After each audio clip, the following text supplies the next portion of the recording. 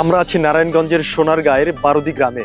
ভারতের পশ্চিমবঙ্গের প্রাক্তন মুখ্যমন্ত্রী জ্যোতি বসুর বাড়িতে। এই বাড়িটি তার বাবা আজ থেকে 103 বছর আগে তৈরি করেছিলেন। জ্যোতি বসুর হিন্দু হলেও তার দুধমা ছিলেন মুসলিম। বর্তমানে এই বাড়িতে তার দুধমা আয়াতুন্নেসার ছেলে মেয়েরা অবস্থান করছেন। ঘুরে ঘুরে দেখাবো আপনাদের।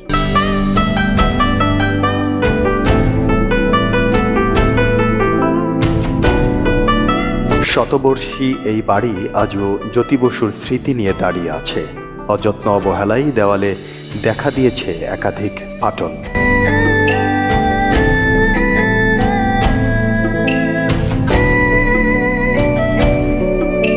তার মা যখন মারা গেলেন তখন জ্যোতি বসু একেবারে ছোট, হাঁটতে পারে না। মারা যাওয়ার পরে ঠিক ওই বাড়ির এক মহিলা আয়াতুন্নেসা, তিনি তাকে লালন পালন করেছেন, দুধ খেয়েছেন। এই কৃতজ্ঞতা স্বরূপ জ্যোতি বসু তাদের ফ্যামিলিকে ওই বাড়িটা দিয়ে দিয়েছেন।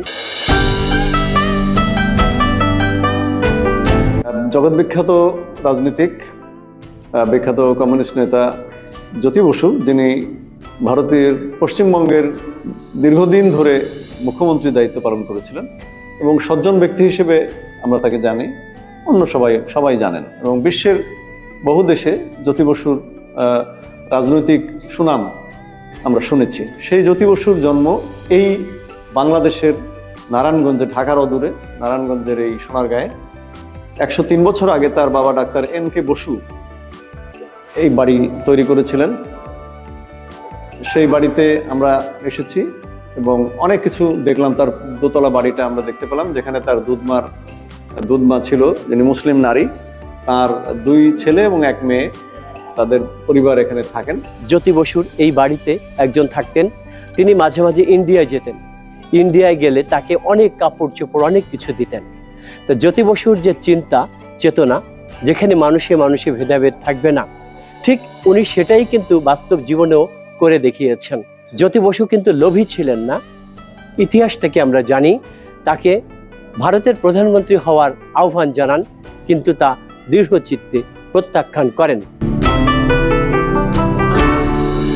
জ্যোতি বসুর বাংলাদেশের সাথেও যেমন তার সম্পর্ক, নারীর সম্পর্ক, এবং ইন্ডিয়ার সাথে তার রাজনৈতিক সম্পর্ক, এই মিলে তিনিও আমাদের একটা ইতিহাসের একটা অংশ।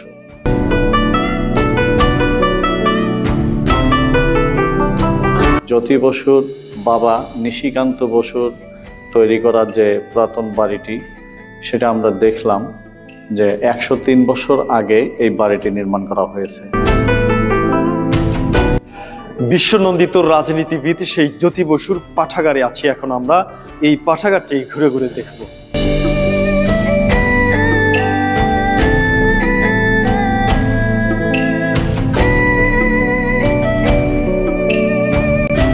লাইব্রেরিতে বিভিন্ন ধর্ম শ্রেণীর বই পুস্তকের পাশাপাশি রাখা হয়েছে কোরআন হাদিস সহ ইসলামিক গ্রন্থসমূহ।